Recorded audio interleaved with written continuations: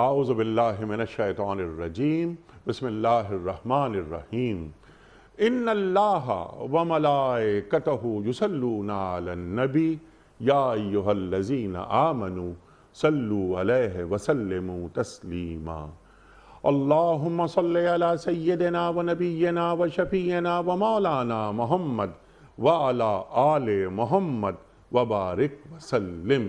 محترم خواتین و حضرات، السلام علیکم۔ پیام صبح کے ساتھ ایک بار پھر حاضر میں ہوں، آپ کا میزبان انیق احمد۔ دعاؤں کی سیریز جاری ہے، آپ اور ہم جانتے ہیں قرآن کریم میں موجود دعاؤں کو ہم گفتگو میں لا رہے ہیں اور ایک ایک دعا کے تعلق سے سیکھ رہے ہیں کہ اللہ تعالیٰ نے قرآن کریم میں یہ دعائیں جو رکھی ہیں ان کے معنی اور مفاہیم کیا ہیں۔ اللہ تعالیٰ ہمیں مانگنا سکھا رہا ہے۔ اللہ تعالیٰ کو تو نوازنے کے بہانے درکار ہوتے ہیں، تمہیں اگر مانگنے کا ڈھنگ نہیں آتا تو میں تمہیں بتاتا ہوں۔ قرآن کریم میں آیات رکھ دی گئیں، وَقَالَ رَبُّكُمُ ادْعُونِي أَسْتَجِبْ لَكُمْ إِنَّ الَّذِينَ يَسْتَكْبِرُونَ عَنْ عِبَادَتِي سَيَدْخُلُونَ جَهَنَّمَ دَاخِرِينَ۔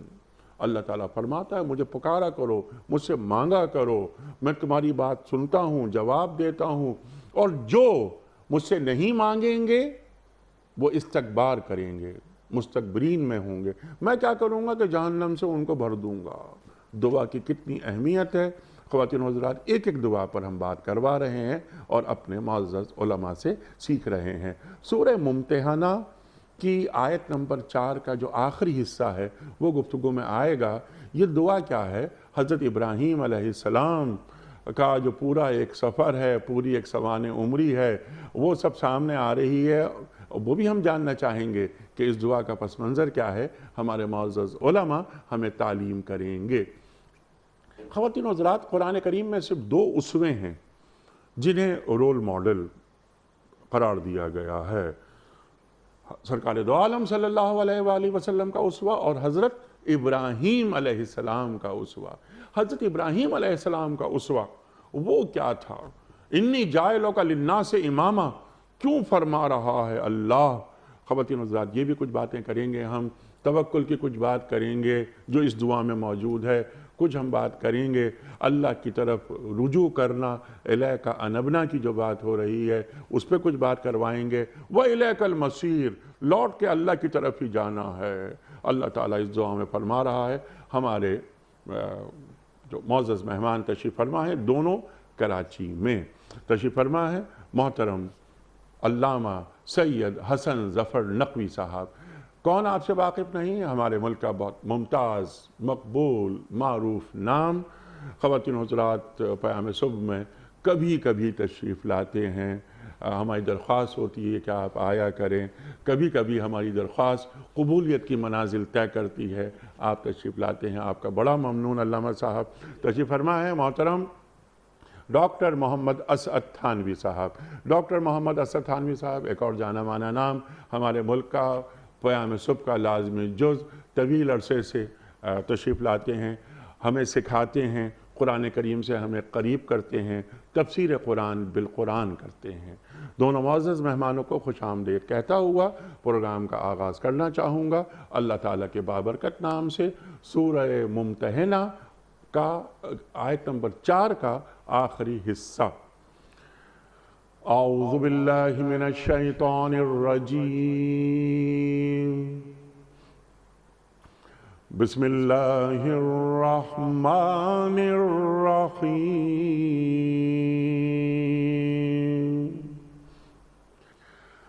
ربنا علیک توکلنا وإلیک انبنا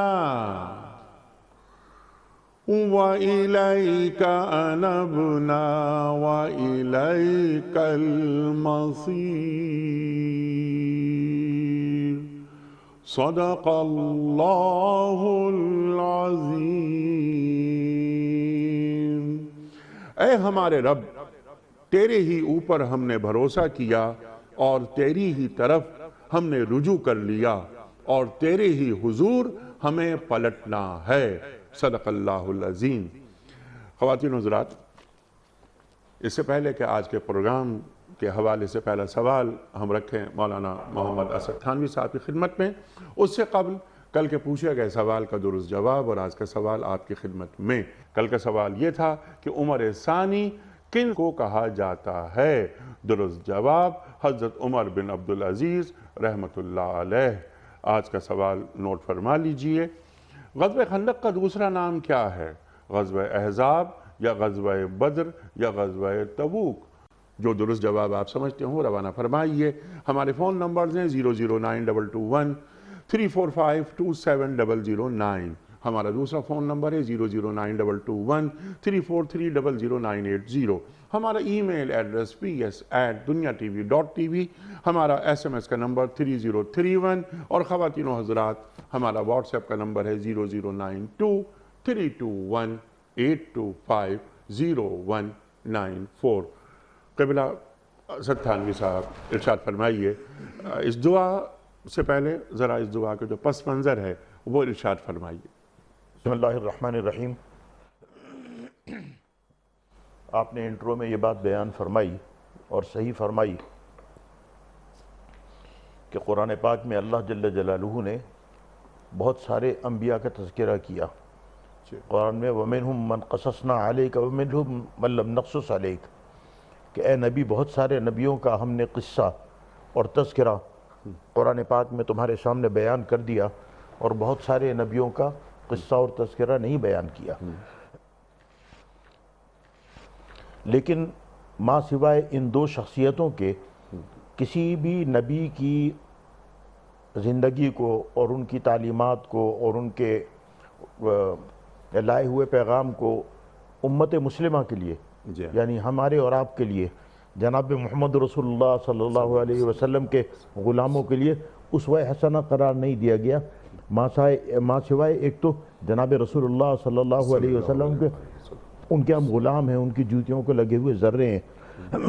لَقَدْ كَانَ لَكُمْ فِي رَسُولِ اللَّهِ أُسْوَةٌ حَسَنَةٌ قرآن پاک کی آیت ہے۔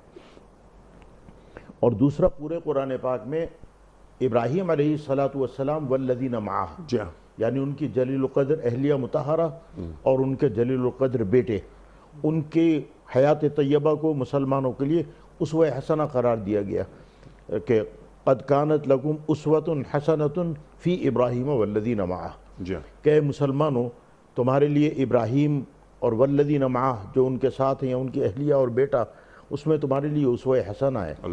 یعنی وہ راستہ ہے، اس راستے پہ چلو گے تو سیدھا تمہیں وہ اسٹریٹ لائن ہے، تمہیں سیدھی جنت تک پہنچائے گی۔ آپ جانتے ہیں کہ دنیا میں جو یہودی ہیں، مسلمان ہیں، ابراہمک ریلیجن کہلاتے ہیں اور اپنا رشتہ ابراہیم علیہ السلام سے جوڑتے ہیں۔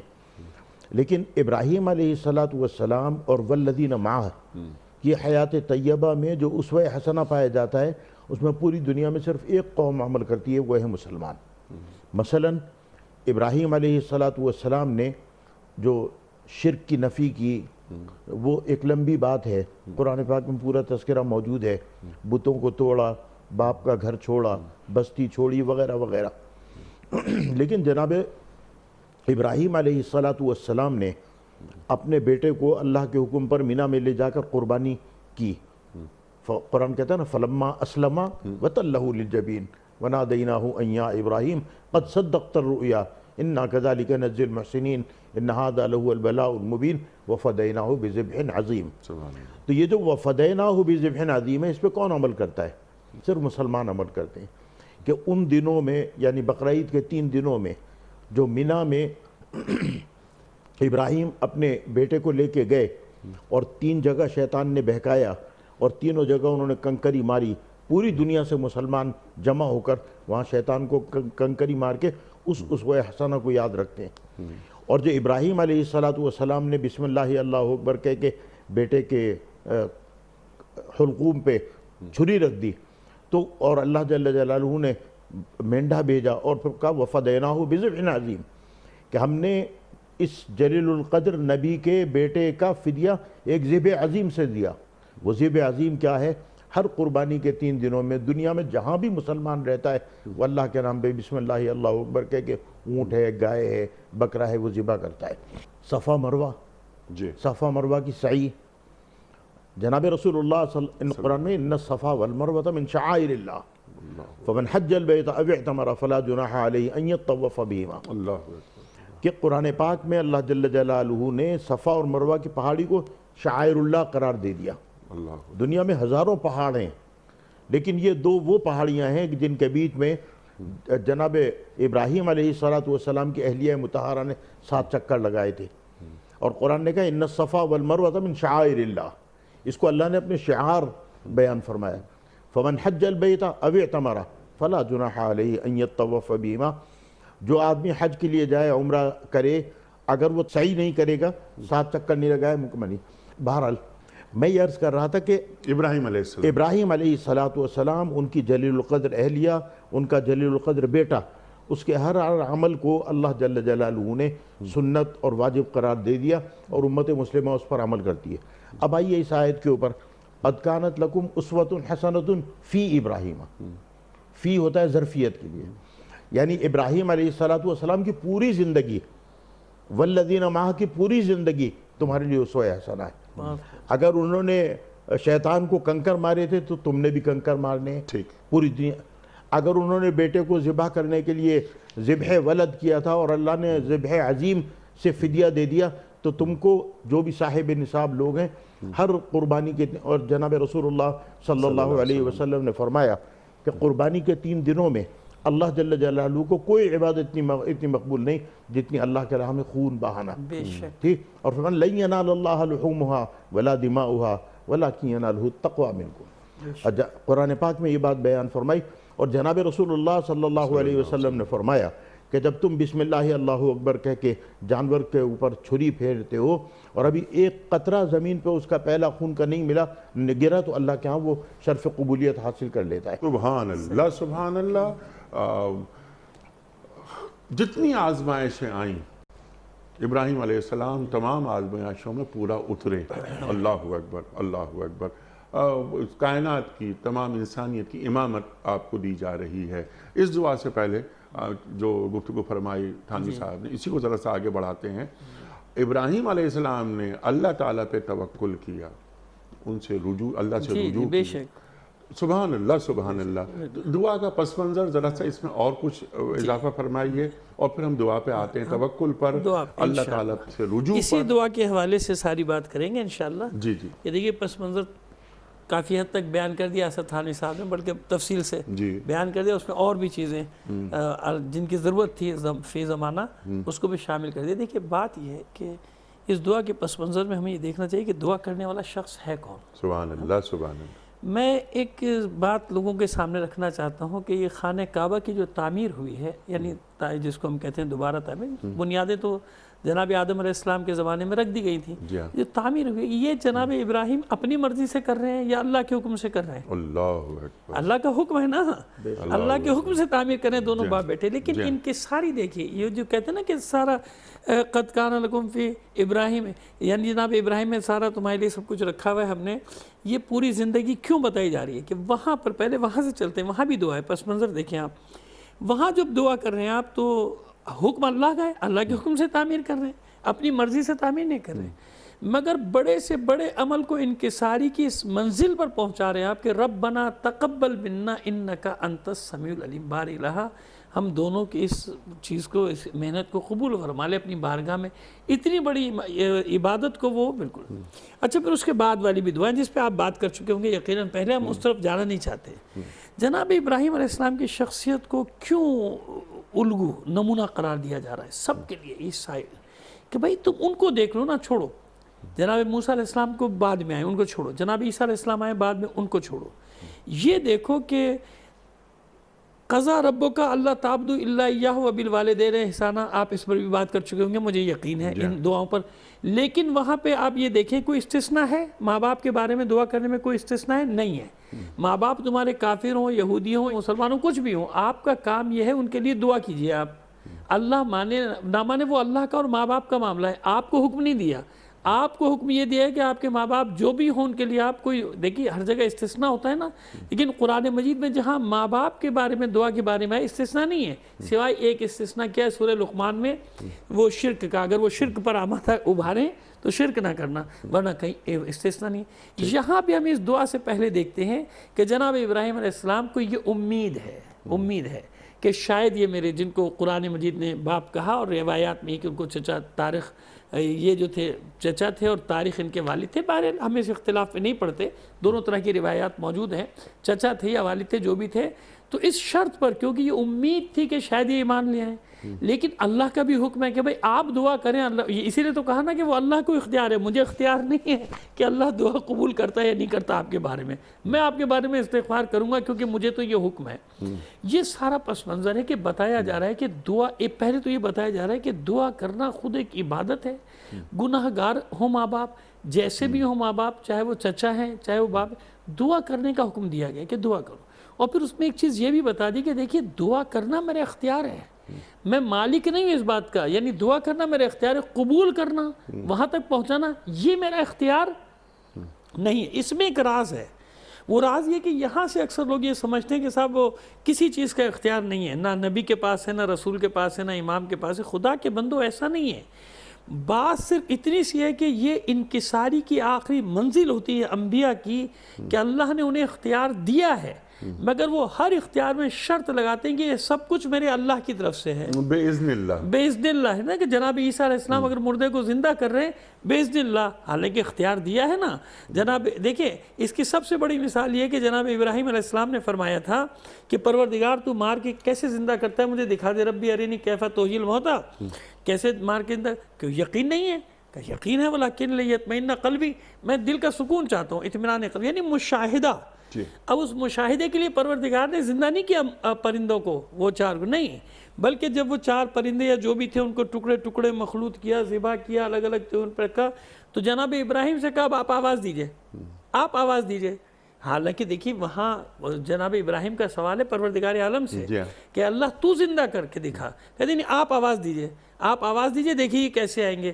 وہاں یہ بتایا جا رہا ہے کہ میں یہ اختیار دے رہا ہوں اپنے بندے کو کہ یہ زندہ کرنا کون سی بڑی بات ہے، میں آپ کی آواز میں تاثیر دے دوں گا، آپ زندہ کر دیں گے، لیکن وہاں بھی بِإِذْنِ اللہ۔ اس لیے جناب ابراہیم علیہ السلام کا معرکہ کس کے ساتھ ہے، یہ تو بات آگے بڑھ گئی، لیکن جب نمرود سے معرکہ ہوا ہے تو معاہو میں صرف دو ہستیاں شامل ہیں بس، ایک جناب سارہ سلام اللہ علیہ اور ایک جناب لوط، آپ کے بھانجے جو کہتے ہیں، زیادہ تر بھانجہ کو بتایا گیا، بھتیجے یا بھانجے کو بتایا گیا، تو اس لیے میں نے کہا زیادہ تر تو بھانجے یا بھتیجے شامل ہیں، بس یہ دو آدمی ہیں، ان کے ساتھ ہیں۔ لہٰذا یہاں پہ جناب ابراہیم علیہ السلام اپنا عقیدہ، اپنا یقین اللہ پر دکھا رہے ہیں کہ میرا اللہ پہ توکل ہے، میں صرف اللہ پہ توکل کرتا ہوں، پروردگار تو جانتا ہے کہ اس پورے اور نمرود کون ہے، چار ہستیاں ایسی ہیں جنہیں پروردگار نے اس روئے زمین پہ سب سے بڑی مملکت دی، شداد، نمرود، دو کافر اور دو ایمان والے مسلمان، ایک جناب سلیمان علیہ السلام اور ایک جناب ذوالقرنین علیہ السلام۔ تو نمرود کی فرعون سے بڑی خدائی ہے، فرعون سے بڑی، اس کے مقابلے میں لڑ رہے ہیں، اور آپ کا یقین عقیدہ کیا ہے کہ ربنا، میں تجھ پر توکل کرتا ہوں پروردگار، کیونکہ تجھ سے بڑی کوئی طاقت نہیں ہے، اس لیے میں تیری طرف رجوع۔ یہ انبنا میں بہت ساری اس کی تفسیر ہے، اس میں توبہ بھی ہے، رجوع بھی ہے، پروردگار میں سب سے زیادہ تیری بارگاہ میں توبہ کرتا ہوں، تیری طرف رجوع کرتا ہوں، کسی کی مدد۔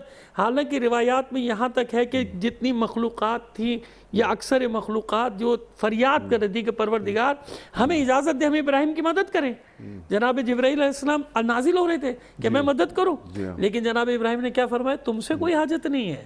یہ عقیدے کی ایک انتہا بتا رہے، اس لیے فرمایا گیا کہ اس ابراہیم میں تمہاری لیے اسوہ حسنہ ہے، ایسے تمام عیسائی ہو یہودی ہو، کم سے کم یہ تو دیکھو کہ انہوں نے کیا کیا ہے۔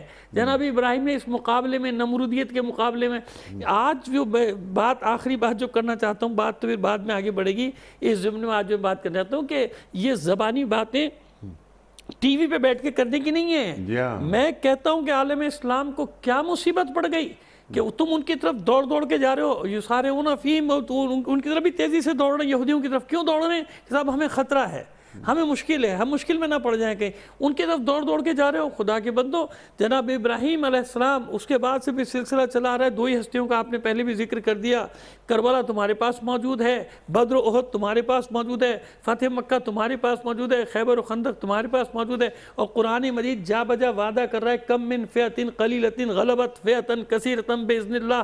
اور کیا اچھا ابھی نہیں دیکھ رہے کہ میں نام نہیں لیتا، چھوٹی چھوٹی سی مملکتیں، چھوٹے چھوٹے سے گروہ نے ناک میں دم کر دیا نمرودی طاقتوں کا آج تو بھئی تمہیں کیا مصیبت پڑی ہوئی کہ تم ان سے ڈر رہے ہو؟ مت ڈرو۔ توکل ابراہیم علیہ السلام جو سکھا رہے ہیں، جو بتا رہے ہیں، قیامت تک کے لیے سکھا رہے ہیں، قیامت تک کے لیے، کہ اور ہمیشہ اللہ پہ توکل کرو، کسی شیطانی نمرودی طاقت سے ڈرنے کی ضرورت نہیں ہے، کیونکہ اللہ سے محبت کا دعویٰ کرنے کے بعد کچھ قربانیوں کی ضرورت پڑتی ہے۔ ایک تو بات اللہ کی مکمل کر دوں، محبت کے آگے ہر چیز مکمل کر قربان دوں، 30 سیکنڈ میں ایک بات مکمل کر دوں۔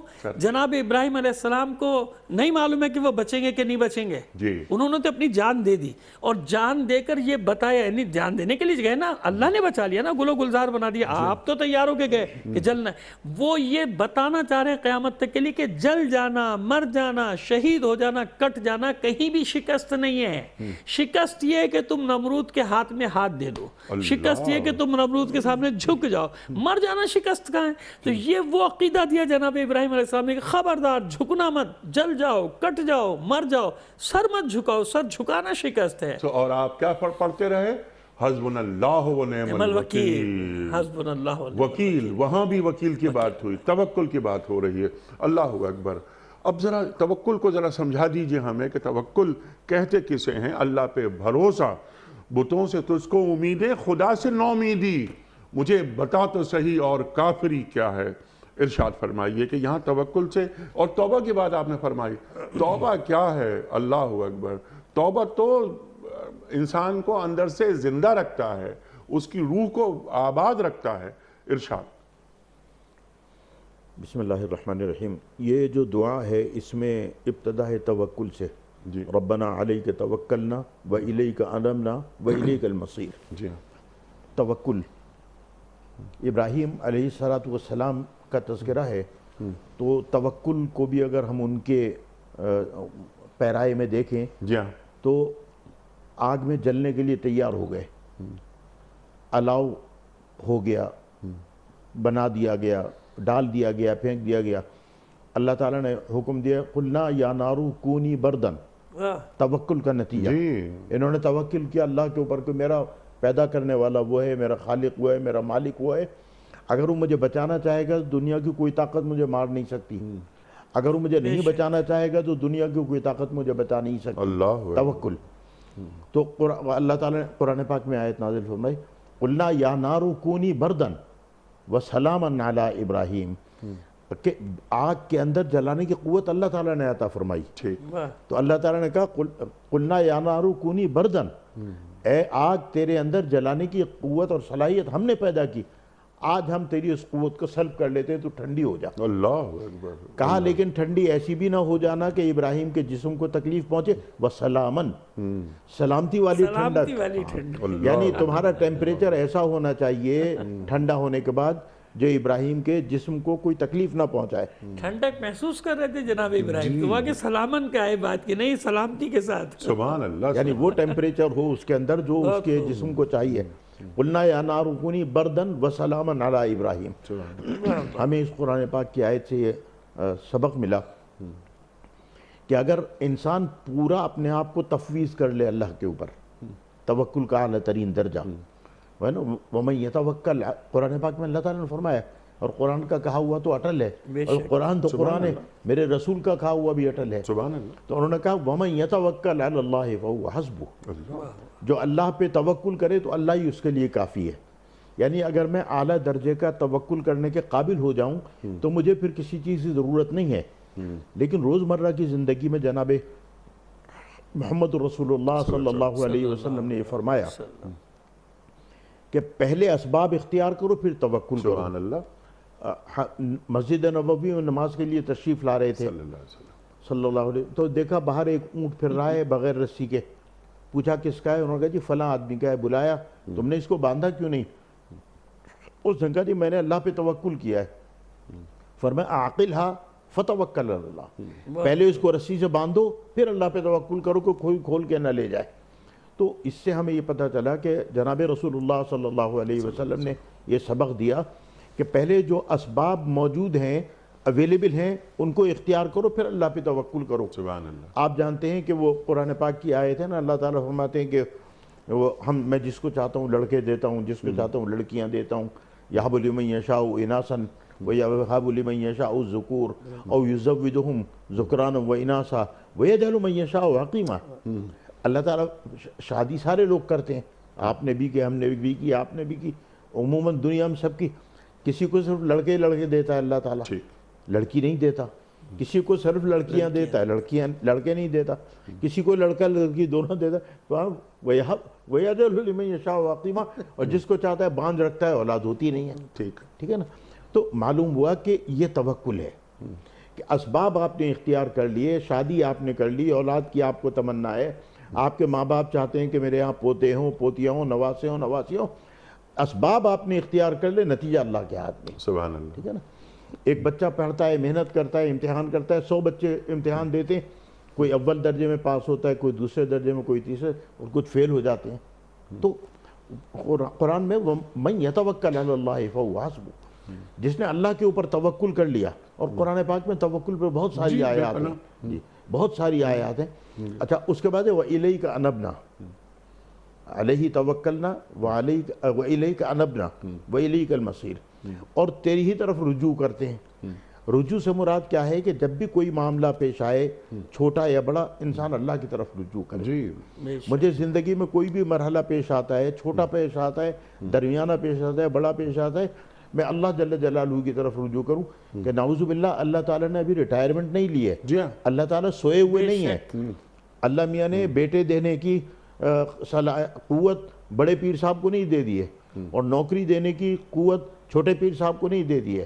وہ ہے نا کہ درخت کا ایک پتا اللہ جل جلالہ کے حکم اور اس کے علم کے بغیر نہیں گرتا۔ وَمَا تَسْقُطُ مِنْ وَرَقَةٍ إِلَّا يَعْلَمُهَا، تو ایک درخت کا پتا زمین پہ گرنے سے کائنات میں کوئی تبدیلی نہیں ہوتی۔ وہ اتنا چھوٹا عمل اللہ کے حکم اور عمل سے نہیں ہوتا۔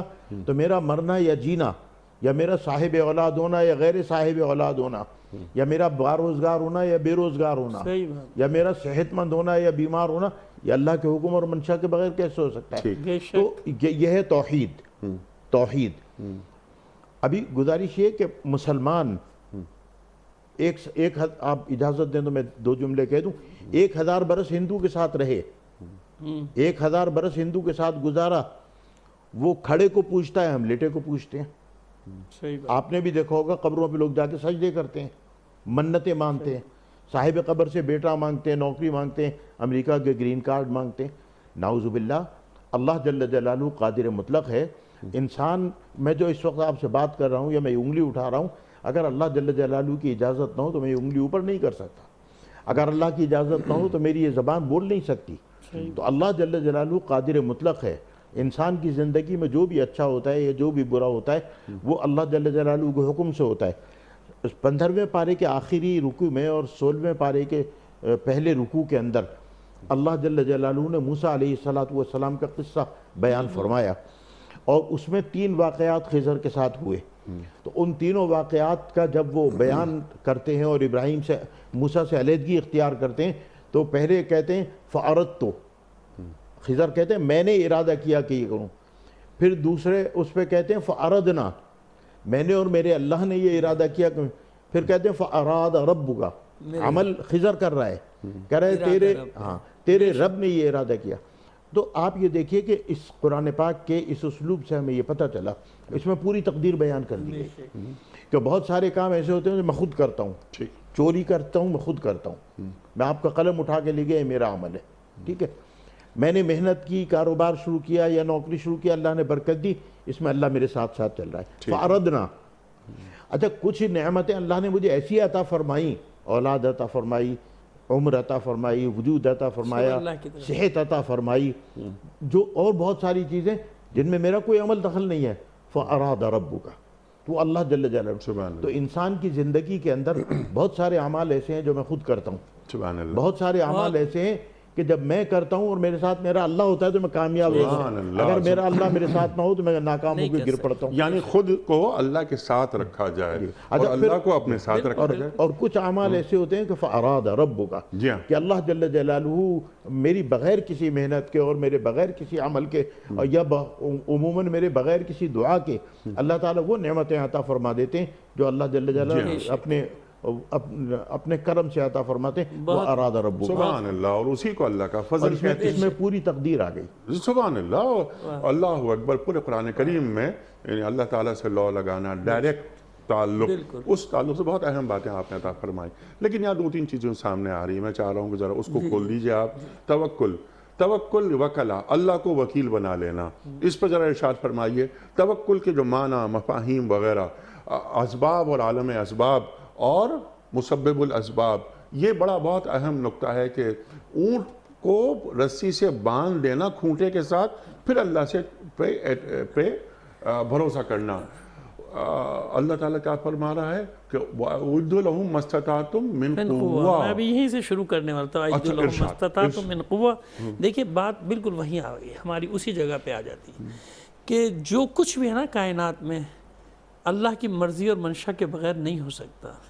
لیکن قرآن مجید میں درجنوں مقامات پہ وَهُوَ عَلَى كُلِّ شَيْءٍ قَدِيرٌ، اللہ عَلَى كُلِّ شَيْءٍ قَدِيرٌ، إِنَّ اللَّهَ عَلَى كُلِّ شَيْءٍ قَدِيرٌ، نا ایسے تھا ہے، یا تبارک الذی بیدہ الملک وہو علی کل شیء قدیر۔ یہ بار بار قدرت کی تکرار کیوں ہوئی ہے نا؟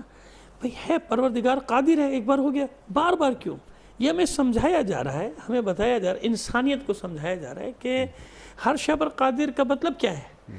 مطلب یہ کہ جو قوانین ہیں نا تمہارے لیے وضع کیے گئے، کیسے ہوگا، بچہ پیدا ہوگا وہ یوں شیرخوار ہوگا، یوں بڑھے گا، یوں ہوگا، ضعیف ہوگا، اور پھر اس کے بعد اس کے اپنے اختتام تک پہنچ جائے گا نا، ایسے ہوگا۔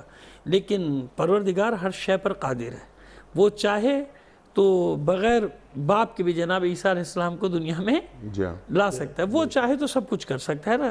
کئی مقامات پہ دنیا میں ایسی چیزیں دکھائیں، یہ صرف اپنی قدرت کا اللہ نے اعلان کیا کہ ہماری مشیت جو ہے نا وہ یہ ہے۔ اسی طرح آ جائیے کہ یحیی و یمیت کس کی ذات ہے؟ اللہ کی ذات ہے، ایسے نا، وہ یحیی و یمیت، وہی زندہ کرتا ہے، وہی مارتا ہے۔ لیکن اب اس کے بعد قوانین بتا رہا ہے نا قرآن۔ پھر جناب اسرائیل کیا ہے؟ ملک الموت کیا ہے؟ نہیں، ملک الموت کا بھی فعل جو ہے وہ کس کا فعل ہے؟ اللہ کے فعل ہے۔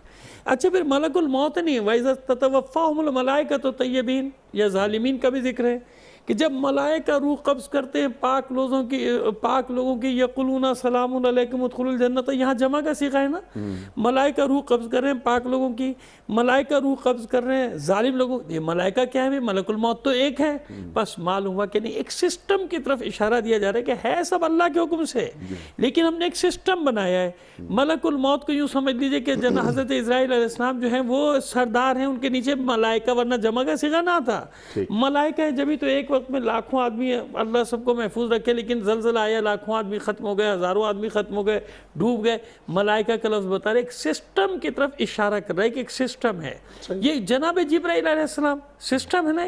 اسی طرح ہمیں یہ ذہن میں رکھنا چاہیے کہ جیسے تابوت کو جناب سکینہ، وہ جناب سکینہ کہہ رہا ہوں، وہ تابوت سکینہ، تابوت سکینہ جس کا قرآن میں ذکر ہے، بھئی تابوت سکینہ کے بغیر بھی فتح دے سکتا ہے پروردگار، نہیں دے سکتا، لیکن لوگوں کو احساس دلانے کے لیے کہ بھولو مت، اپنے محسنین کو نہ بھولو، احسان جن کے، جناب موسیٰ علیہ السلام کی قربانیوں کو نہ بھولو، ان کی والدہ کی قربانیوں کو نہ بھولو، لہٰذا اس کو علامت بنایا گیا کہ یہ علامت تاکہ قیامت تک تمہیں خیال رہے، یاد رہے ان لوگوں کا، اِنَّا كَذَلِكَ نَجْزِي الْمُحْسِنِينَ، کہ پروردگار اس طرح نیکیاں کرنے والوں کو جزا دیتا ہے کہ ان کو ذکر کو زندہ رکھے، جیسے بھی فرمایا آپ نے صحیح کا مسئلہ۔ اب دیکھیں نا قربانی کا ذکر ہوا، جب تک سنت ابراہیمی، یہاں ایک سوال کا جواب دیتا چلوں، بہت سارے لوگوں نے مجھ سے سوال کیا تھا، قبلہ آپ سے بھی سوال ضرور کریں گے کہ صاحب یہ کہاں سے ثابت ہے کہ جو حج پہ جا رہا ہے وہ تو قربانی دے، باقی نہیں دے، خدا کے بندو یہ سنت ابراہیمی کو اسی لیے قرار دیا گیا کہ ہمارے لیے تو سنت ہے، باقی وہاں جو حج پہ اس کے لیے واجب ہے، کیوں؟ تاکہ قیامت تک اس قربانی کو یاد رکھا جائے، جو قربانی جناب ابراہیم علیہ السلام، جناب حاجر علیہ السلام سلام اللہ علیہ اور جناب اسماعیل علیہ السلام جو قربانیاں دے رہے ہیں، ان قربانیوں کو یاد رکھ جائے، ان کو بیچ میں سے ہٹاؤ مت، اگر بیچ میں سے ہٹاؤ گے تو اللہ کی عبادت قابل قبول۔ دیکھیں صحیح نکالنے کا مقصد کیا ہے تاکہ جناب حاجرہ کی قربانی کو بیچ سے نکال دیا جائے. قربانی کو نکالنے کا مقصد کیا ہوگا؟ جناب ابراہیم اور جناب اسماعیل کو بھول جاؤ. اور یہ سازش کہاں سے چل رہی ہے کہ جو یہ چاہتے ہیں کہ جناب اسحاق کو بلند مرتبہ دے دیا جائے, اس طرف سب کو لوٹا کر لے جایا جائے اور ادھر سے ہٹا دیا جائے, یہاں سے ہٹا دیا جائے, ہے نا. بس اسی طرح یہ سلسلہ چلا آتا ہے کہ وہ لوگ جیسے اب آ جائیے اس مرتبے پر کہ جیسے درود ابراہیمی کہتے ہیں ہم, کوئی نماز ہماری, حالانکہ نماز کی شرط کیا ہے؟ خضوع و خشوع کے ساتھ, اللہ کے سوا کوئی خیال نہیں آنا چاہیے. میں کہتا ہوں ہو ہی نہیں سکتا ایسا. اللہ نے درود کو اسی لیے واجب قرار دیا نماز میں کہ یہ یاد رکھنا کہ محمد اور آل محمد کا تذکرہ اللہ کے ذکر سے علیحدہ نہیں ہے, یعنی عبادت کا حصہ ہے. اگر تم نے یہ ذکر نہ کیا تمہاری عبادت کوئی قابل قبول نہیں ہوگی. یعنی ہمیں یہ بیلنس کرنا پڑے گا. مگر ہر چیز کا رجوع کس کی طرف ہے؟ یہ جو کچھ بھی میں کر رہا ہوں, یہ دیکھیے جو پوائنٹ اسد تھانوی صاحب نے بتایا نا, وہ بہت امپورٹنٹ ہے. تمام لوگ اس کو یاد رکھیں, ہر مکتب کے لوگ, کہ میں جو بھی فعل انجام دے رہا ہوں یہ نیت میری یہ ہونی چاہیے کہ یہ اللہ کے حکم سے ہے. میں اللہ کے حکم کے بغیر, یہ چھوٹے پیر بڑے پیر جن کی نے ذکر کیا ہے نا, یہ اولادیں نہیں دیتے. یہ تو نوسرباز گلی گلی میں بیٹھے ہوئے, دھوکہ دینے والے بیٹھے ہوئے لوگوں کو, ان کو کچھ پتہ ہی نہیں. میں کتنوں کو جانتا ہوں جو چینلز پہ بھی آتے ہیں, ان کو قرآن پڑھنا نہیں آتا, ان کو قرآن کی آیتیں وہ جناب تعویذ گنڈے دیے جا رہے ہیں, پتہ نہیں کیا کیا کہ نہیں, بالکل نہیں, یہ غلط ہے. بلکہ بعض حالات میں, اکثر حالات میں یہ شرک تک پہنچ جائے گا.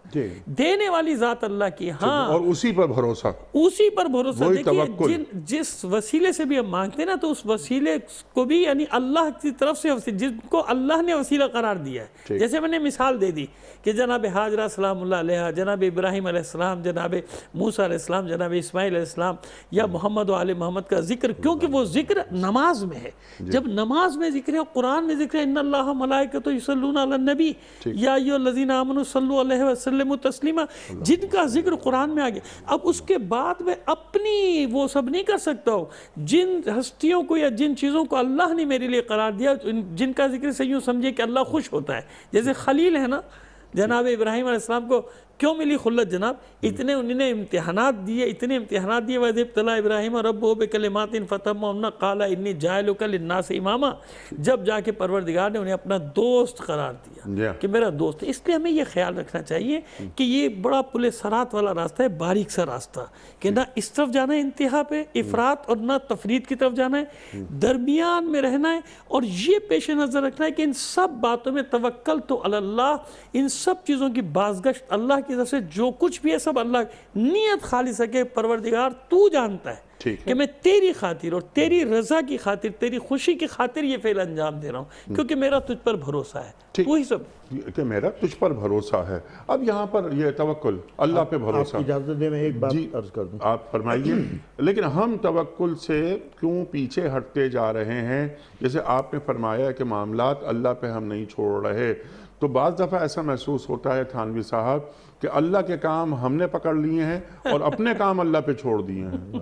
ارشاد. جی ایک میں تھوڑا سا اضافہ کر دوں علامہ صاحب کی بات میں. یہ سوال جیسے ان سے کیا, مجھے بھی کافی لوگ سوال کر چکے. پہلی بات تو یہ کہ قرآن پاک میں فَصَلِّ لِرَبِّكَ وَانْحَرْ, کہ اپنے رب کے لیے نماز پڑھو اور قربانی کرو. اب نماز تو سب نے پڑھنی ہے, صرف رسول اللہ تو نہیں پڑھنی ہے, نہ صرف ہادیوں نے پڑھنی ہے, کلمہ پڑھنے والے نے, اسی طرح قربانی ہر کلمہ پڑھنے والے نے کرنی ہے. اس کے آداب رسول اللہ صلی اللہ علیہ وسلم نے بیان فرما دیے کہ صاحب نصاب پہ واجب ہے, غیر صاحب نصاب پہ واجب نہیں ہے. نمبر ایک. نمبر دو بات یہ ہے کہ اگر قرآن پاک میں تذکرہ نہ بھی ہوتا, حکم نہ بھی ہوتا, تو ہم نے تو کلمہ رسول اللہ کا پڑھا ہے نا. قرآن پاک کوئی میرے گھر پہ میرے ابا کو جبرائیل تھوڑی دے کے گئے تھے. میرے اللہ کے رسول نے کہا کہ یہ قرآن ہے, ہم نے ایمان لے آئے. اگر میرے اللہ کا رسول اس سے آدھا قرآن دیتے ہم اس پہ ایمان لے آتے, اگر دگنا قرآن دیتے ہم اس پہ ایمان لے آتے. جب میرے رسول نے یہ حکم دے دیا کہ جو صاحب نصاب ہے وہ اس کو قربانی کرنی ہے, بالغ ہو اور صاحب نصاب ہو, مرد ہو اور عورت, تو میں نے تو رسول اللہ کے اس پہ آمنا و صدقنا کرنا ہے. میں نے اس میں کوئی مین میخ نہیں نکالنی ہے, اور میں نے تو قرآن کی طرف جانا بھی نہیں ہے. لیکن قرآن پاک میں 18ویں پارے میں پورے 2 رکوع موجود ہے جس میں وَالْبُدْنَ جَعَلْنَا لَكُم مِّن شَعَائِرِ اللَّهِ انہیں بھی شاعر اللہ بنایا گیا. فَاذْكُرُوهَا عَلَيْهَا صَوَافَ فَإِذَا وَجَبَتْ جُنُوبُهَا فَكُلُوا مِنْهَا وَأَطِعِمُوا الْقَانِعَ وَالْمُعْتَرَّ پورے 2 رکوع قرآن پاک میں قربانی کے جی لیے، بالکل بالکل. اور وہ وَاتْلُ عَلَيْهِمْ نَبَأَ ابْنِ آدَمَ بِالْحَقِّ کہ قربانی تو آدم علیہ السلام کے زمانے سے چل رہی ہے، ٹھیک. ان کے بیٹوں نے کی. تو قربانی ایک ایسی، اور آپ اجازت دیں میں ایک جملہ اور عرض کر دوں. ایسے بھی دانشور ہمارے ہاں گزرے ہیں ماضی میں بذام خود، جو قربانی کو تو نگیٹ کرتے تھے کہ جی یہ پیسہ خیرات کر دو، اتنے جانور کیوں ذبح کرتے ہو. بھائی آپ جو بجائے 5 لاکھ کے 20 لاکھ کی گاڑی میں گھومتے ہیں اور بجائے 120 گز کے گھر کے 2000 گز کے گھر میں رہتے ہیں، اس وقت آپ کو یہ آسٹریلٹی خیال نہیں آتی، قربانی میں یاد آتی ہے آپ کو. نمبر 1. نمبر 2 بات یہ ہے کہ قربانی کے دنوں میں آپ مجھے بتائیے کہیں گوشت پڑا ہوا سڑا ہو، میں نے تو اپنی زندگی میں آج تک نہیں دیکھا. فرق کیا ہے؟ آپ پورے 12 مہینے کھانا کھاتے ہیں، گوشت کھاتے ہیں، وہ بیچارہ بقرعید کے دن پیٹ بھر کے کھاتا ہے. کروڑوں انسان جس نے بیچارے نے مہینوں گوشت نہیں کھایا ہوتا، وہی اللہ کے نام پہ ذبح کیا ہوا اس کو ملتا ہے. اس کو ملتا ہے. اور اس کی میں آپ کو 20 مثالیں دے سکتا ہوں. میں نے اپنی پوری زندگی میں آج تک کسی بھی گلی میں، کسی بھی سڑک کے اوپر کہیں گوشت فالتو پڑا ہوا سڑتا ہوا نہیں دیکھا. لوگ 5-5 10-10 20-20 قربانیاں کرتے ہیں، وہ سب غریب لوگوں کے پیٹ میں جاتی ہے. اور اللہ جل جلالہ کا نظام ہے، اللہ تعالیٰ نے یہ فرمایا فَصَلِّ لِرَبِّكَ وَانْحَرْ. تو اگر میں نے نماز پڑھنی ہے تو میں نے قربانی بھی کرنی ہے، اگر میں صاحب نصاب ہوں، مرد بھی اور عورت بھی. جناب رسول اللہ صلی اللہ علیہ وسلم سے حکم عطا فرمایا. سبحان اللہ. ایک جملے کا اضافہ جی، کر دوں، ارشاد، صرف ارشاد. معذرت آپ کی بات کریں کیونکہ آج بڑا اچھا وہ نکل آئی بات. آپ یہ بھی تو دیکھیں نا کہ جو لوگ یہ کہتے ہیں کہ جب آپ جانور کو ذبح کر رہے ہیں، جانور کو کاٹ رہے ہیں، فلاں کریں فلاں، خدا کے بندو تمہیں اتنی سی سامنے کی بات سمجھ میں نہیں آتی کہ جو جانور لوگ نہیں کھاتے، پوری دنیا میں ان کو بچانے کے لیے تنظیمیں بنی ہوئی ہیں. پانڈا بچاؤ، یہ بچاؤ، وہ بچاؤ، ہاتھی بچاؤ، شیر بچاؤ. ان کی نسلیں ختم ہو رہی ہیں نا، سب کی نسلیں.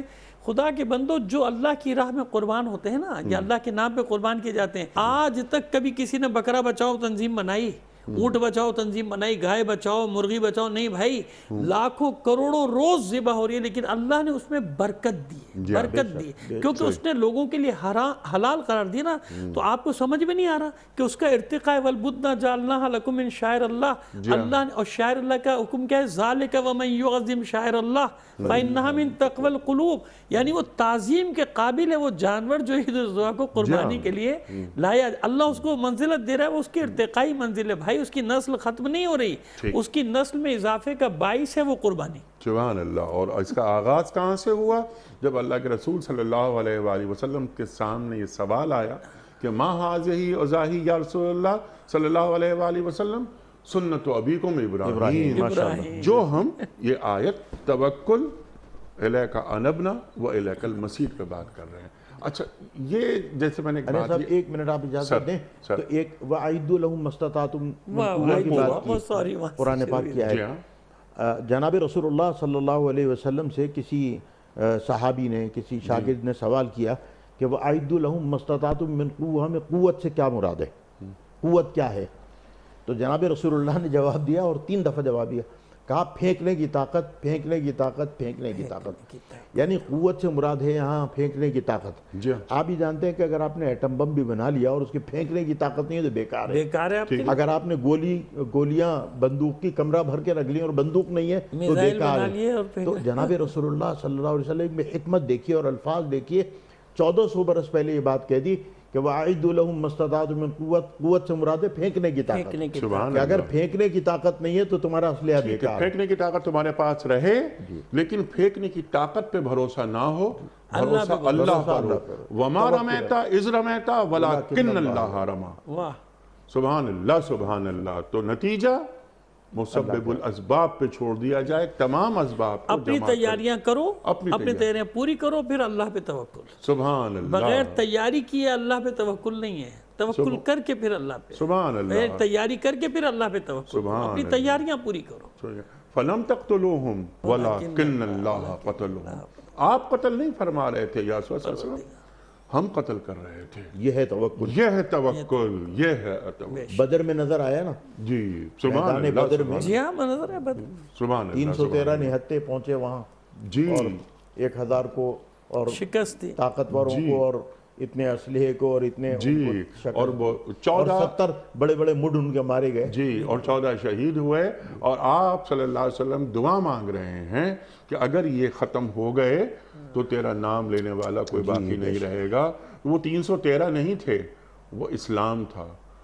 313 نہیں تھے، وہ اسلام ختم، نعوذ باللہ نعوذ باللہ، اور وہ کیسے ایک جملہ اضافہ کر دیں، جناب ابراہیم علیہ السلام کے بارے میں بھی یہی کہ جب آپ کو منجنیق میں رکھ کے پھینکا جا رہا تھا تو وہ قوتیں یہی، یعنی اللہ کی مخلوقات یہی فریاد کریں تھی کہ پروردگار عالم تیرا ایک ہی تو بندہ ہے جو عبادت کر رہا ہے، سبحان اللہ، یہ بھی چلا گیا تو پھر کیا ہوگا؟ ایک ہی بندہ، قرآن پاک نے اس کو امت قرار دیا، جی ایک تنہا، ابراہیم کانا امتن قانتا للہ، یعنی امت ختم ہو جائے گی پوری، ایک آدمی اگر اللہ والا بن جائے تو اللہ نے اس کو امت بنا دیا. سبحان اللہ، ابراہیم کانا امتن قانتا للہ، قانتا للہ حنیفہ ہو جائے تو ایک آدمی امت بن جاتا ہے. کیا بات ہے، سبحان اللہ، ابراہیم کانا امتن، سبحان اللہ سبحان اللہ. خواتین حضرات، وقت مکمل ہوا ہمارے آج کے پروگرام کا. اس دعا پر بات ہوئی اور یہ سورہ ممتحنہ کی آیت نمبر 4 کا آخری حصہ، ابراہیم علیہ السلام، پورا پس منظر سامنے آیا. توکل، رجوع اللہ، پلٹ کر اے اللہ ہمیں تیرے ہی پاس جانا ہے. وَإِلَيْكَ الْمَصِيرُ، ہاں وہ اللہ کی طرف ہی جانا ہے پلٹ کر. یہ تو ہمارا ایمان ہے، یہ ہمارا ایمان. اور روز حشر اللہ کے سامنے اگر پیشی یہ عقیدہ ختم ہو جائے تو باقی کیا بچتا ہے؟ ایک پیشی ہوگی ہماری، ہمارا اعمال نامہ ہمارے ہاتھ میں پکڑایا جائے گا کہ ہم نے کیا کیا. خواتین حضرات، یہ بہت اہم گفتگو دونوں معزز علماء نے عطا فرمائی، اور یہ گفتگو محض گفتگو نہیں، ابراہیم علیہ السلام کا اسوہ اور سرکار دو عالم صلی اللہ علیہ وآلہ وسلم کا اسوہ، یہ دو اسوے نمونے کے لیے اللہ تعالیٰ قرآن کریم میں فرما رہا ہے کہ ہم نے دے دیے ہیں. اللہ اکبر، انی جاعلک للناس اماما، اللہ اکبر. خواتین حضرات، بہت ساری باتیں ہو سکتی ہیں اور ہوتی رہیں گی، قیامت تک قرآن پہ بات ہوتی رہے گی، گفتگو ختم نہیں ہوگی، نئے نئے نکات سامنے آتے رہیں گے، لیکن وقت ہمارا محدود ہے. دونوں معزز مہمانوں کا بڑا شکر گزار، آپ تشریف لائے اور آپ نے ہماری علمی کمی کو دور فرمایا. کوئز، کل کا سوال یہ تھا کہ عمر ثانی کن کو کہا جاتا ہے؟ درست جواب حضرت عمر بن عبدالعزیز رحمۃ اللہ علیہ. آج کا سوال نوٹ فرما لیجئے. غزوہ خندق کا دوسرا نام کیا ہے؟ غزوہ احزاب یا غزوہ بدر یا غزوہ تبوک؟ جو درست جواب آپ سمجھتے ہوں روانہ فرمائیے. ہمارے فون نمبرز ہیں 00921 345 27 ہمارا دوسرا فون نمبر ہے 00921 343 00980. ہمارا ای میل ایڈریس ps@duniatv.tv. ہمارا SMS کا نمبر 3031 اور ہمارا واٹس ایپ کا نمبر ہے 0092 321 825 0194. وقت قرآن اندازی کا قبلہ ایک پرچی نکال کر آپ اعلان فرمائیں گے آج کے ونر کے نام کا، کہ دینی کتب پر مشتمل یہ گفٹ ہیمپر جا رہا ہے. کس کے نام؟ بسم اللہ الرحمن الرحیم. Zeeshan Ahmed Khan, office of the town officer regulation, town municipal administration, TMA town, شہر یونیورسٹی ٹاؤن، پشاور. پشاور. ذیشان صاحب پشاور سے. جی ذیشان صاحب، ذیشان صاحب کی خدمت میں دنیا ٹی وی کی جانب سے یہ کتابوں کا تحفہ ان کے گھر روانہ کیا جا رہا ہے. بہت بہت مبارک ہو آپ کو ذیشان صاحب.